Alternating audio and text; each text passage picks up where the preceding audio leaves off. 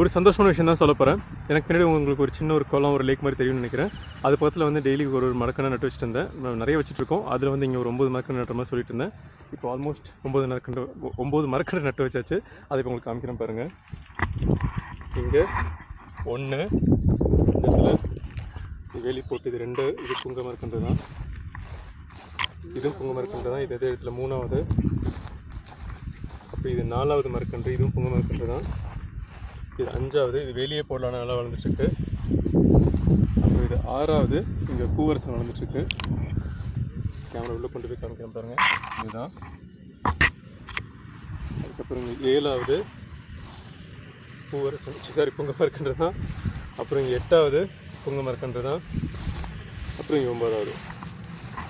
So 9 மரக்கன்றுகள் இந்த வரிசையில் வச்சுருக்கோம். இதை தண்ணி ஊற்றி கொஞ்சம் பராமரிக்க போகிறோம். ஓவராலாக பார்த்தீங்கன்னா இது வரைக்கும் வந்து 347 மரக்கன்று வச்சுருக்கோம். பொறுத்திருந்து பார்க்கலாம் எப்படி வளருதுன்னு. விதைப்போம், படைப்போம். இந்த மரக்கன்று நல்லா வளருதுன்னு விஷ் பண்ணுவோம்.